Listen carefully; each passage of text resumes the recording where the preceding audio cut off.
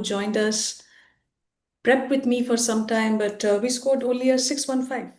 But this mentor was thinking, well, she's not going to come back.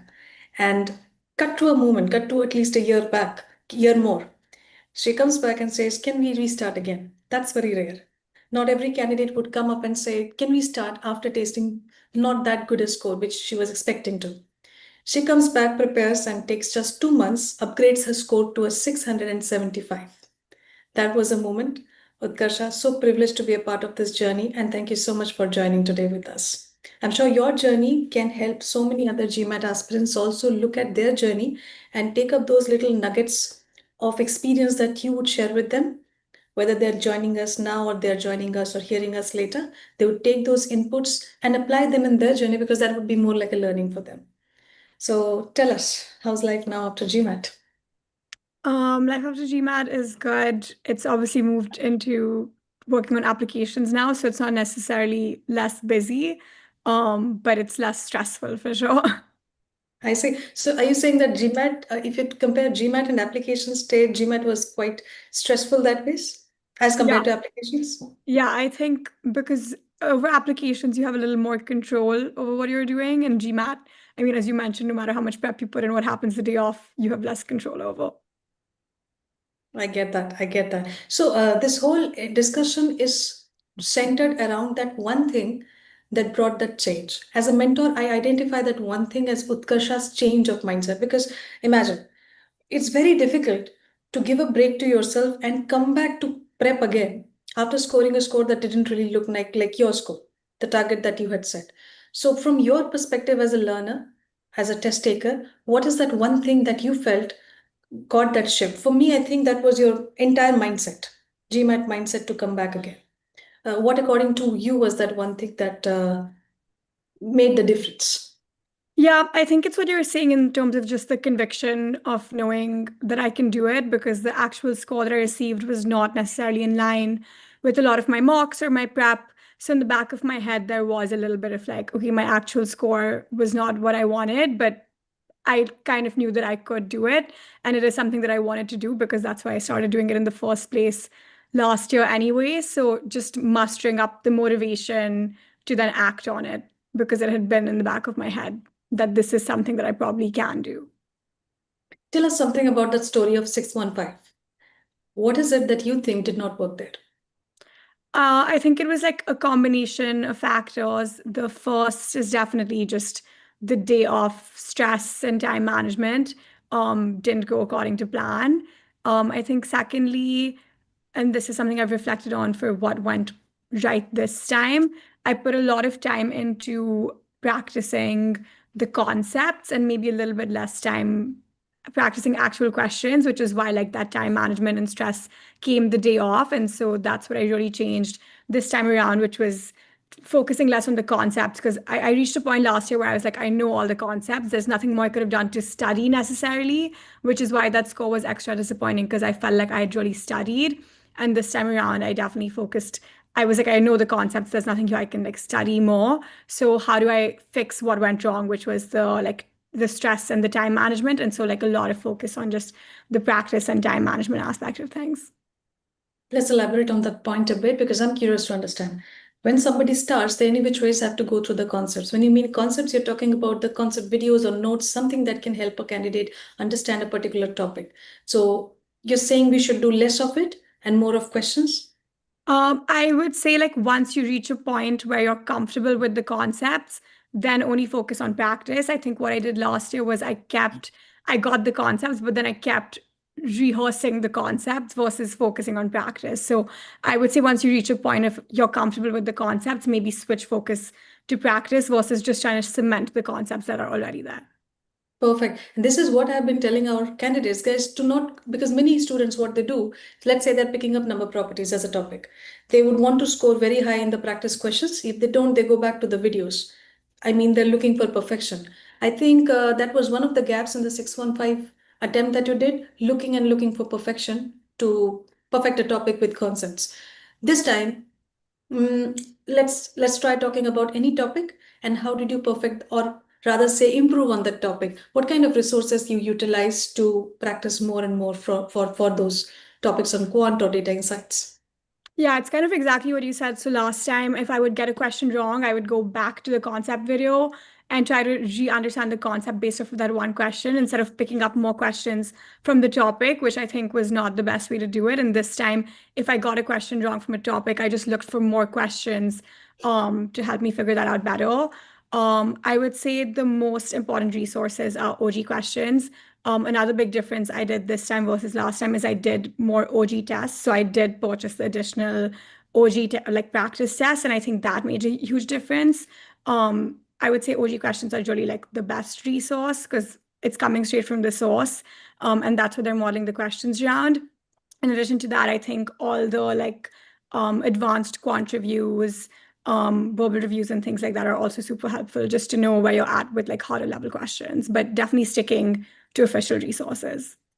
Can you take us in stages? Like, what is the first set of official resources you used? What did you use in the approach building stage? What did you use in the test taking stage? What are the resources you categorized into two these stages? In the resource building stage, I started with all the Crackverbal videos and tests, moved on to the first round of OG questions, then advanced to higher level OG questions, and then really only focused on the official practice tests. Okay, so when you say official practice test, you're talking about the mock test from Mock test, MBA.com. yeah, yeah, from Okay, MBA.com. I'll continue on this conversation, but here I also want to tell all our people who have joined us, Sipika and Webhub and Shaunak and Parnika, Amitesh, Amandeep, Essie, all of you, if you have questions regarding the prep or regarding the points that Utkarsha is making, or you want to ask something out there to her, put it in the Q&A box here and we are going to take it up. Or maybe you can just put it in the chat box also. We will have a conversation. We'll pick up your questions and discuss with Utkarsha. We'll stay on that point a little more, Utkarsha, regarding the official resources. So, had there been moments where you thought that, you know what, I'm really not doing very well? For example, a topic like permutation, combination, and quant. I'm not really doing well. The questions in OG don't seem to be enough. Did you have that inhibition to move forward? And if you had, how did you overcome that?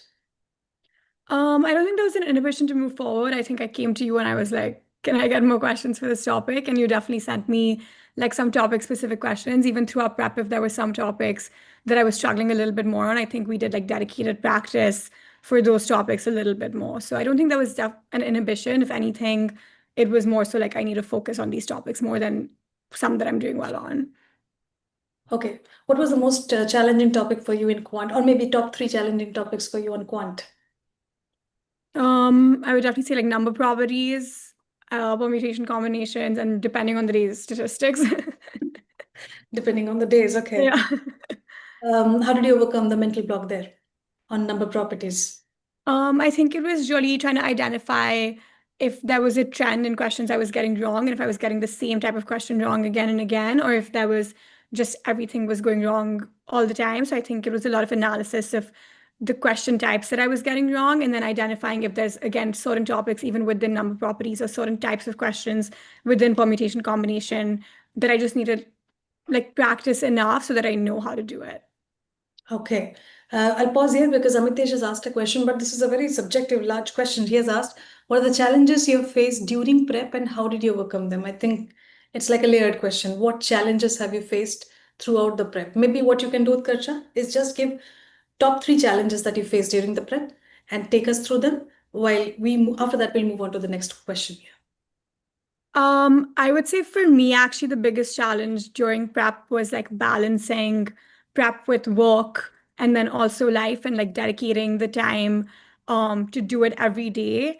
There were definitely weeks the first time around where I would maybe not be able to like prep every day, or I would like try to stack it and do like 4 hours on a Saturday and not anything during the week. And I think like really just getting into a system of like, even if I'm doing just 30 minutes every day, making sure that I'm incorporating that into my life in a more sustainable way. I would say that for me was really the biggest challenge. So not really related to the content or the actual questions, but just how I'm doing the prep itself.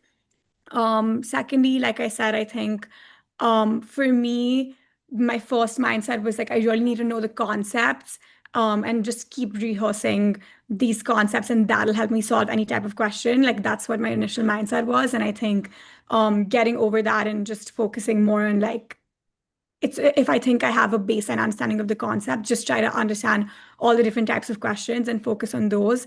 Making that mindset shift was the second challenge. And then the third was, I would say, like, even if I'm doing just regular prep, like trying to do it in a very like timed and focused manner. There were definitely times where I was like, when I was trying to do just 30 minutes a day, if I was just like sitting and trying to do questions, it was more so like there was no like I'll do these many questions or I'll do it in this amount of time. It was a little more vague. And so again, switching that prep structure to I need to do these many questions in this amount of time, or I need to make sure I'm trying to recreate an actual testing environment as much as possible, and not doing just like 5 questions and taking a break and then another 5 questions and taking a break, and making sure like I'm being able to build that stamina to then actually replicate on the test day. So these were like more so the challenges that I was facing. How many questions you started? Thank you so much, Utkarsha. I hope that answers your question. How many questions on an average you started practicing when you started? You were in the initial days of your prep, and you can just talk about a subject wise. Let's say you had one day of quant. Did you have two subjects a day? What was your routine like in the first 2 3 weeks of your prep versus a scenario when you were 2 weeks away from your GMAT?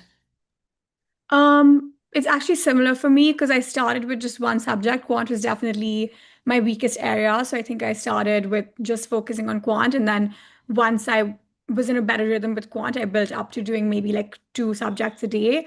And then closer to actual test date, I kind of reverted back because again, quant was my weakest. So I was like, I'm feeling pretty good with the other two. Or maybe like a little bit of DI, but just really focusing on like building what I thought was my weakest area. So on an average, how many questions you did? Do you remember? Like initial days, was it 10 questions a day, 15, or did you use a lot of questions in the initial days? How was it like? Yeah, I think the initial days, also because I was operating on a bit of a time crunch. I think you remember the first time we were doing it, we were doing very like stacked prep for it. I was doing maybe honestly like 30, 40 questions a day. And then similarly, like closer to actual test date, like I said, I was trying to recreate a testing environment as much as possible and making sure my stamina was there. So I was doing, like, I was trying to do 2 hours of questions um, a day, especially in the lead up. Let's take it. Yeah, Let's this take time it to around. the yeah. Let's talk about data insights. You have been scoring so well on data insights on the official mocks. I remember you scored 96th percentile in on one of your official mocks. But on the GMAT, I guess it was 89th or 83rd in that. Uh, how close was the experience of data insights on the mocks versus the actual GMAT? And what do you think was a factor that didn't let you score in the 90s on data insights? I think the thing with data insights is there's just so many different types of questions. And on the like that's really the area I feel like you're going in the most blind for what you can get in a certain way, because you can really get a certain type of question or not get a certain type of question. And in the mock, there might have been questions that played a little bit more to my strengths in terms of how I was adjusting the information versus on the actual GMAT. And then also there is like no matter how much you prep, some added layer of like that little bit of stress and time crunch, especially in the DI section. So I think those were probably the main factors. Also like a little bit of again the verbal versus quant, especially now that there's like these verbal type of questions on the DI section, and verbal is definitely like a stronger suit for me. So I think that makes a difference for just like which type of question comes up. I see. Do you remember what was the most difficult, challenging format of data insights that you yourself encountered? Was it data sufficiency? Was it MSR? Was it table, graphs, or TPA? Which one of the five formats felt quite challenging to you, given the time constraint, given the volume of information they give, or just given the reasoning aspect of it? I would say data sufficiency for me was the most challenging, mainly because it's like one of those questions. I feel like in all the other formats, when you're answering the question, you have a sense of if you're getting it right or not. At least I felt like I had a sense of if I'm getting it right or not. But with data sufficiency, it's very easy to feel like you've got the right answer and you haven't, because there's very like minute details that you can miss in each of the statements or in the question itself. And it's much easier to go wrong there, I feel. Yes, absolutely. How about MSR? Candidates who have this mindset about multi-source reasoning that this is the toughest, this is going to make or break my DI section. What's your experience with MSR, Utkarsha? I think with MSR, it's like it's also a little bit if you just need to like really pay attention to all the statements, but in a way you can look at them in a vacuum and not have, I mean, overall the one answer affects the other, but for answering each question, it's not necessarily cumulative. But for data sufficiency, it's like you're just giving one answer. So it's like that lack of attention between the two can really like affect you a little bit more. Absolutely. And I so second that discussion, the point that Utkarsha has made, and I'm going to tell to all of these people who have joined, all these candidates who you see, Utkarsha, have joined us. They're so brilliant. They're such bright minds. And I have them on my fingertips. Like I can see Parnika, I can see Swaraj, I can see Vaibhav. Such brilliant minds there.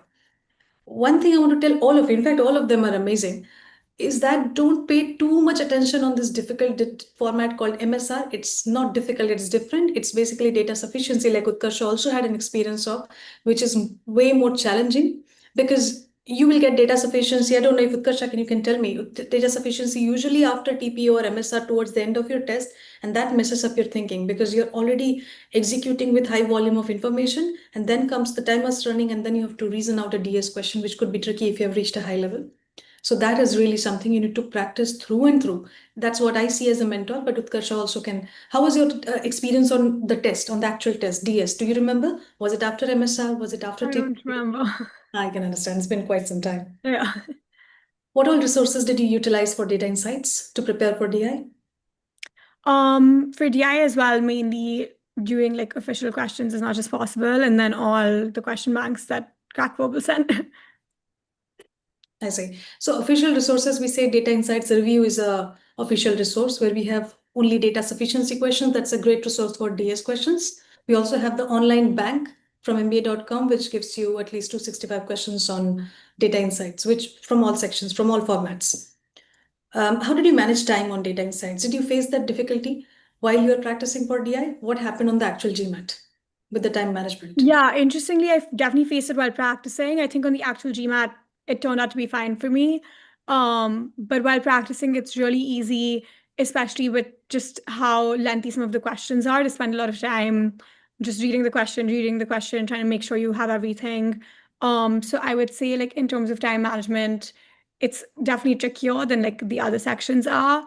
Um, I don't know if I have like a specific tip to give on managing time for data insights. I think it's more so like following some of the tips in terms of how to solve the question. So like reading the question, keeping it in mind, skimming the information a little bit and trying to like really identify like what's important here. There's a lot of superfluous information they give in the questions, I think, to make it a little harder. So trying to really like parse out which pieces are important. Just keeping the actual questions in mind versus the entire chunk of information on the side. Correct. Thank you so much for mentioning that. Did you use bookmarking by any chance on data insights, or did you practice the thought of bookmarking in the mocks, official mocks? Did you use it as a strategy? Yeah, for sure. I think earlier, I was definitely skeptical of bookmarking, especially questions like earlier on, because I felt like that would affect my score. But once I faced a lot of time management issues, especially on the actual GMAT, last year, it's something I definitely employed a lot more this year. And if I felt like I was wasting a lot of time on a question, I just bookmarked and I came back to it. Perfect. So I don't think that really hampers your score at all if you're able to convert that from incorrect to correct, because we have had iterations on the official mocks also. What we would really want you to do is adopt that strategy judiciously, or like Utkarsha did, so that you know you're not scampering for time towards the end. That's important, that you don't really miss questions at the end. Okay, tell us about the non-math part of data insights a bit. How did you prepare for that? Did you need to prepare anything special for it, or was it just in the same flow of preparation? It was kind of in the same flow of preparation. Like I said, I was lucky enough that verbal was turning out to be a pretty strong section for me. So if I'm being completely honest, I did not do a lot of verbal prep. It was more so just like RC, especially again, just like building that stamina, making sure that even if I feel confident answering the questions, I can sit for 45 minutes and do it nonstop. So that was the main aspect of prep for me, is just making sure like I'm not losing attention, or I'm not making like silly mistakes because I've been doing it for 40 minutes, even if I in general feel confident answering those questions. So like I said, a lot of my prep time and efforts were focused on quant and DI, but on the verbal side, I wouldn't say there were like specific areas that I pulled out to practice separately. It was more so just like doing it all at once and seeing how that's working out for me. Got it. Tell us something. You know what happens if somebody has that happened to you at all, Utkarsha? That initially, if the first two, three questions appear to be very hard, very difficult, tricky, and you're taking a lot of time, that somehow spirals into the entire test. The entire test does get affected for a lot of candidates. Did that happen to you ever? If it did, then how did you overcome that? Yeah, I think it did. Maybe during a couple of mocks, and honestly, maybe during my GMAT last year, where if you think it's not going well, like it gets in your head and really messes with your confidence a little bit. Um, I think the best way to deal with that is again, like to kind of it's not look at it cumulatively. And if one or two questions are not right, like that doesn't mean that the other questions can't be right for you. So like looking at it in a vacuum a little bit and taking each question as it comes, it's possible that the first two questions that came are not ones that played to your strengths, but that doesn't mean that everything that comes after will be the same. Yes. The whole idea is to optimize the entire section and not to spend too much time on one question or be stuck at a question. Use bookmark, use educated guesses, keep moving forward to optimize an entire section. That's what we also keep on telling. But since Utkarsha has coded, she has also experienced the same thing. So let's talk about the fact that verbal you didn't really take up any help, but you still scored a 99th percentile on verbal. What was so different about verbal? How did you prepare so differently? What is it that you prepared differently? How did you score 99? What was your favorite area, RC or CR? Like I said, I feel like verbal is not a like good prep situation for me because I didn't prep that much for it. Like I think it's just like naturally like I'm a little stronger in verbal than I am in quant. So like I said, I think I just did like a little bit of practice to make sure that I can sit for 45 minutes straight and answer those questions. I don't think there's anything I did necessarily. Like from my first diagnostic, like verbal was just a little bit stronger. So I don't know if this is the best area for me to be giving advice on for why I did so well on it. Um, in terms of between RC and CR, I would say I definitely found CR a little bit trickier sometimes.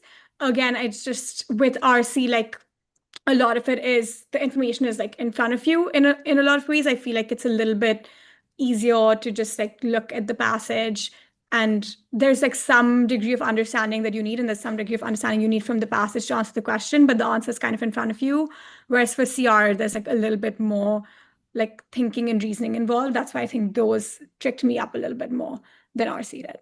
I say many candidates are going to be just jealous of you now. God, this woman does not really study and gets a 99th percentile on verbal.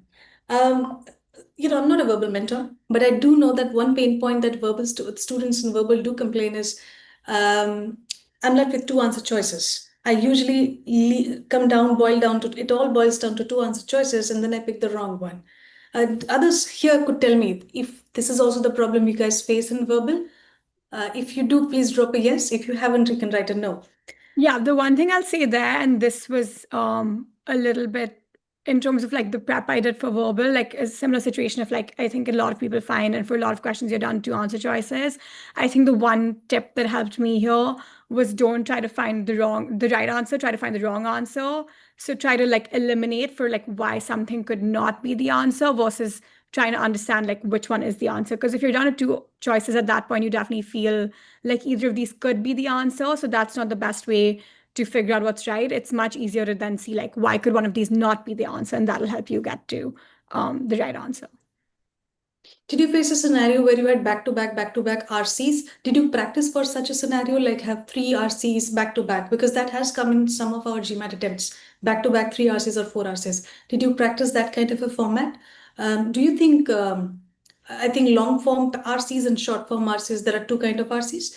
Do you think one is easier than the other, or how was your experience with both varieties? And others can drop in your verbal questions if you have any. Yeah, so I'll answer both questions. I definitely did practice like back-to-back RC. So like I said, most of my work on verbal was just like stamina building. And so when I was doing that, I would do like 45 minutes of just RCs and 45 minutes of just CR as well, just to make sure that I have that attention span and I'm not facing fatigue doing that. So I definitely did do a lot of like back-to-back. I would do like maybe anywhere between 5 to 10 back to back as well, just to make sure that I can like manage that. So I did do that kind of prep.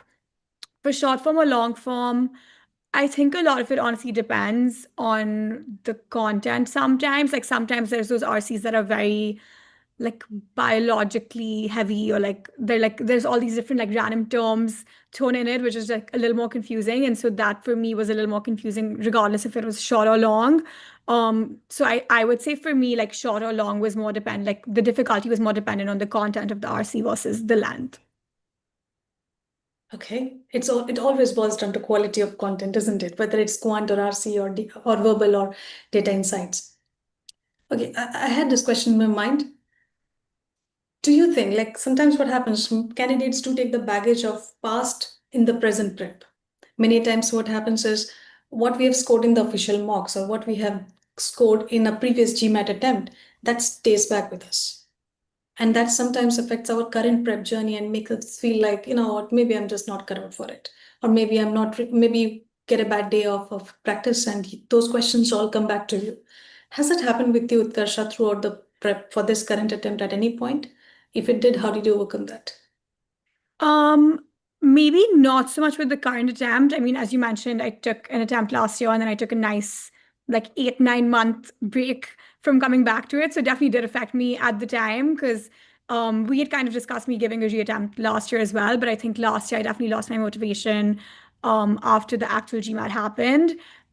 This time around coming back to it, I think I'd already put in so much work and time into it that I didn't really have the mindset of like this is not going to work out for me. It was more so just what can I do to make it work out for me. And I think some of that confidence was coming from like my mocks last year were actually pretty strong. Like I think I was scoring between the 675 685 in my mocks last year as well. So in the back of my head, like I said, part of me was just like my actual GMAT was probably an off day, and this is really more so my actual range of score.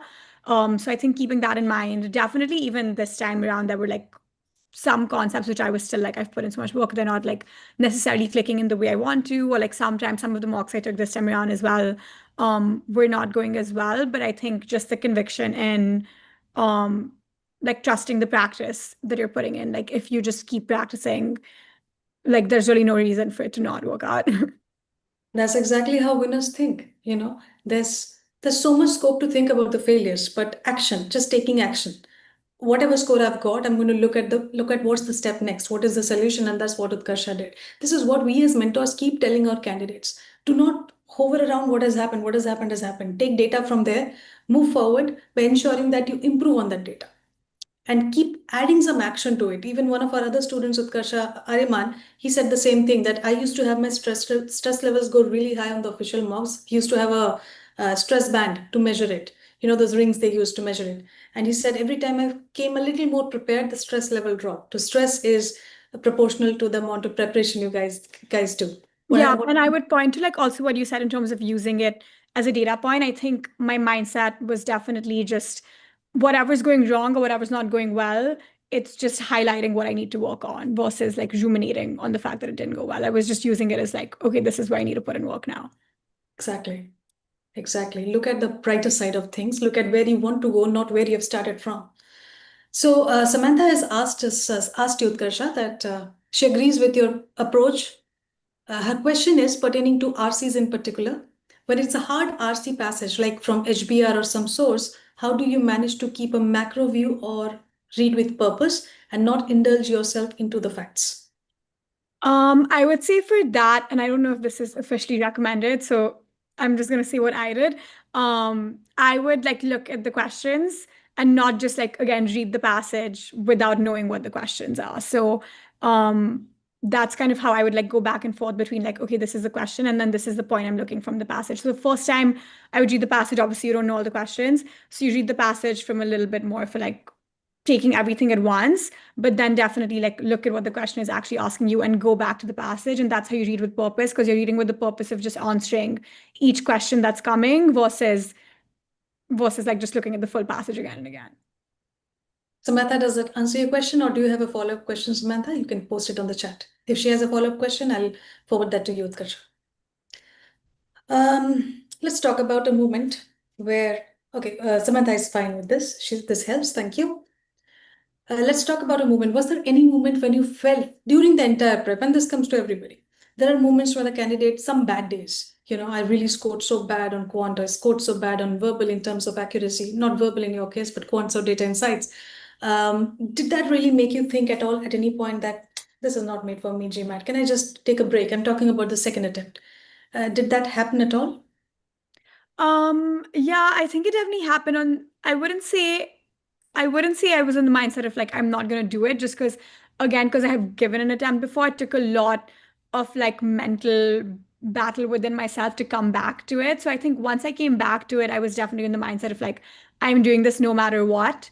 So I don't think there were days where I was like, I'm not gonna do this because again, I had taken a long time to get myself back to this point of I am going to do it. So I wouldn't say like the bad days made me feel like I'm not going to do it.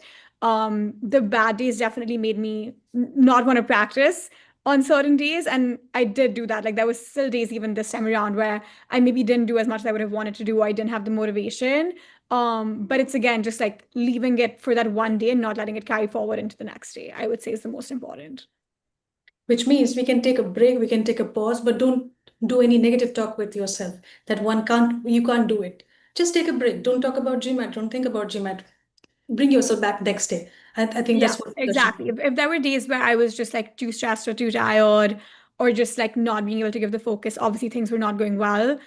Like, yeah, taking what I needed. So if in that case it was just like, I can't do it today, that's fine. Like, do it tomorrow. Okay. We are going to navigate now to the test taking stage, Utkarsha. In the test taking stage, especially in the last 2, 3 weeks before the GMAT, we had discussions. You remember we gave, like I sent so many links with old official practice, old official mocks. Utkarsha practice this from for verbal or for verbal also. I think I got some and I shared with you for quant for data insights. Data insights, I think we just practiced on MBA.com largely and the DI review. But for quant, a lot of links. Tell us one day of your test taking stage. Let's say 7 days after you have your GMAT, pick up one day from these 7 days. How does this entire day looks like? How were you able to simulate the test taking scenario? Because constantly it's important that we recreate that scenario so that GMAT feels like a cakewalk. So pick up one day and explain us how the day did look like for Utkarsha. So for me, especially in the lead up to the GMAT this time around, like I said, I did buy the additional like mock test from MBA.com just because it's what you said. I wanted it to feel like this is normal. Like sitting for 2.5 hours and doing this test is not like a novelty the day of the test. Like I wanted to have done it enough number of times for it to just feel like, okay, this is just a normal day. Like this is just like a practice test, honestly. So I think that in the week leading up to it, I think I did like four mock tests, honestly. So I'm maybe I'll use the example of like a weekend just because that's better Sure. versus like if I was coming back from work and trying to do it at night. So the other thing I was trying to do is when, especially in the weekend, because leading up to the test, I was trying to do it at the same time as well, just so I could like really recreate the test day. So I like literally did the mock tests at the exact time that my actual test was going to be. So the 3 days leading up to my test, I did the mock test at the same time every single day. And then so that was 2.5 hours. I think I would take like maybe a 2, 3 hour break and then come back and then try to like analyze all the questions, everything that went wrong, and then work on like again, like what are the gaps here? Is it a concept gap? Was it like a time issue? Was it like just a silly mistake? So like really analyzing the mocks I was doing and trying to figure out like what was going wrong. If it was a concept gap, again, like making sure I'm like doing extra questions from that concept or going back and seeing like, have I got this type of question wrong before? Like, is this something that I'm making a repeated mistake on? Is this a completely new type of question? In which case, like again, finding similar questions. Something that I was doing during this time, which again you had suggested I do, was going on GMAT Club. And if there were questions you were getting wrong, like looking for that question, and they always show you like similar questions. And so any question I got wrong on these mocks, I was going on GMAT Club, I was finding similar questions, and then I was answering like all those questions. Yes. And when I say GMAT Club, official resources, you have to put on the filter of official Yeah. resources, otherwise it's a maze of things. Um, what I wanted to also ask from this conversation, leading from this conversation, this part basically was 2 hours, 15 minutes is the actual GMAT. So you used to definitely spend more than 2 hours, 15 minutes on every single day in the test taking stage. One, you were Yeah. practicing, the other, you were analyzing, right? Yeah. In the lead up, it's definitely, I was doing maybe like 4 or 5 hours. like the weekend before. Okay, 4 5 hours the weekend before. All right. Yeah. What does analysis mean to you? What is it that you were doing for the questions that you got wrong, or was it also something for the questions that you were getting them correct? Even then, you were analyzing them. What did analysis mean to you? So there were two parts. If I was getting a question correct and while answering it, I was confident about it, I was not doing anything with that. I was just leaving it as is. So it was mainly the questions I got wrong, or if there were some questions that I got right, but it felt more like a fluke. I wasn't like, oh, I 100% knew how to do this. So I was looking at those questions and being like, okay, I wasn't like that confident answering this, even though I got it right. And like I said, so picking up those questions, um, analyzing, was I not getting it right because I've not looked at this type of question before? Is it a concept gap? Is it like, was it a silly mistake? Was it a timing thing? So like that was the first level. And then, like I said, the ones that were either like, oh, maybe I've not practiced this type of question that much, or there's some sort of concept gap here, just finding similar questions and just like maybe doing like 10 of those questions to make sure that like I felt more like cemented in that type of question. Okay, good. That's good. Another question, which usually we talk about work and prep balance. Especially when somebody starts their prep, it's easy to manage that work and prep because you are filled with motivation, you're starting something new, and you always prioritize the GMAT. Cut to a few weeks, especially 2 3 weeks before your GMAT, like we are talking about now, the test taking stage. If there is more work, and somehow people start focusing the work a little more at that point of time because you feel overwhelmed. You have to practice more than 2 hours, 15 minutes, and then there is work, and your GMAT is nearing. There is triple pressure. How did you deal with that? How did you prioritize? Did you take a sabbatical from work that point of time, or was it with work you were preparing? No, it was with work. I did take so I took my GMAT on a Sunday, so I did take the Thursday, Friday off. So that's how I did the form mock test, like one after the other at the same time every day. So I gave myself like 3 days of no work leading up to the day before my actual GMAT. So I did do that. But honestly, I think I took a little bit more of an unconventional approach. Like the weekend before my GMAT, for example, I actually was not doing 4 or 5 hours of prep. I was really scared of burning out like right before my GMAT. So I gave myself a little bit more of a chill weekend the weekend before, so that when I was then doing the 4 days of back to back in the coming days, I like didn't already feel like really exhausted or tired or fatigued and burnt out from the process. So again, this might be like unconventional, but this is what worked for me. I think this is perfect. This is practical and makes your entire plan sustainable. What's the point if somebody completely puts in all the work, then burns out at the end? So having that rest stage just before the GMAT definitely is helpful. Glad you pointed that out, Utkarsha. Very nice. Yeah, I feel like the first time when things didn't go as well, I just had a much higher degree of overall stress and anxiety around it. And so this time around, I really wanted to manage that, which is why the weekend before, if I was like feeling a little bit like stressed, I was just like, I'm not going to think about this that much. Because again, if it's the weekend before your like GMAT, at that point, you've done almost all the prep. Like there's really not that much you're changing in the 4 days before the exam. So I felt confident enough to like take some time off. Like obviously I did a little bit of practice, but maybe like 1 2 hours the weekend before. I took it pretty easy just to then prep mentally and physically, honestly, for the 4 days where I knew that I was really gonna like put in the work. Okay. When you went to the GMAT to take the GMAT in the center, when you started your GMAT, do you remember? I know it's been quite some time. Do you remember your section order? Um, I I don't remember. I can check and like I can let you know. No problem. While you were writing the GMAT, let's talk about quant and let's talk about the whole experience. Did you feel at any time the section is being messed up? Any of the three sections are getting messed up? Or did you feel like this section is really going well? Yeah, I mean, unsurprisingly, based on everything I said, I felt like verbal was going well. And for quantity, I definitely felt like at certain points, like I was messing up. Um, but again, it was like this time around, it was really important to me to like manage time because that was an issue for me last time. So I wasn't like dwelling on the fact if there was like one question that I felt like I didn't know or one question I felt like I definitely not answered correctly. I was definitely leveraging like bookmarking and like really keeping track of time to just like move on, and like I said, like keeping the mindset of like it's just the one question, like move on and like finish the section to the best of your ability. Right. So although you are feeling like the test may be favoring you, may not be favoring you, the mantra you used was just keep moving forward. Yeah. Did you use bookmarking by any chance? Do you remember using bookmarking? Yeah, I definitely did use bookmarking. And I used it like bookmarking I used on verbal as well. Like it was really just like the timing strategy that you had laid out. I feel like I was like really focused on timing this time. Last time I had missed a couple of questions actually because I had timed like really badly. And so it was definitely like very top of mind for me to keep my timing strategy right.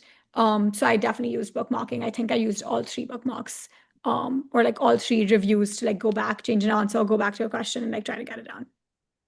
Okay. While you were writing the test at any point of time, did you think of, I'm going to score this much or I'm going to score that much? Did the score as a number pop up while you were writing the test? Were you No, thinking, there's no time for that. how did you feel? Did you expect a 675? Did you expect more than 675? I think I expected around this range. Obviously, I would have like liked to do a little better, but 675 was still, I was like much happy with it, especially again coming off of my last attempt. It felt like a score that I could apply with, which is really what I was aiming for. Yes. So, looking at 675, it must have been a mixed feeling. Not really sure whether you're going to be happy or sad because, but I'm definitely, as a mentor, let me tell you, when you texted me that 675, I was over the moons. Because from 615 to a 675 and technically 2 months of prep, it was really a good score. And we have already moved into the application stage with that score. Yeah. So, if you have to sum up your journey in one word or one statement, what would that be? If I had to do one word, I would say One challenging. statement. One statement. Um, One statement, I would say, honestly, it's a test of your resilience. Test of your resilience. Okay, that's nice. Questions, guys. Do you have anything that you'd like me to ask to Utkarsha? Do you have something? Please place it in the Q&A box. I think the results right now would be announced soon for your B school admits also.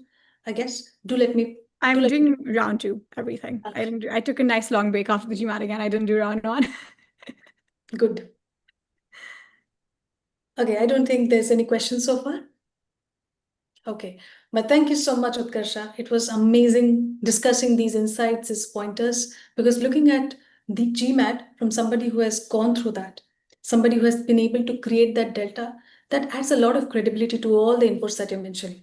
So using official resources, keep moving forward. One bad day can't really sum up your entire journey. You just have to keep moving forward. Take a break if you have to, but don't do any negative self-talk. All of these are inputs and insights I'm going to draw from your conversation and keep telling to our students also. Yes, Samantha, thank you so much. Thank you. Thank you, everybody. This is a wrap to the conversation. Utkarsha, thank you so much for joining me in this conversation. I'm going to look forward and wishing you all the best for the next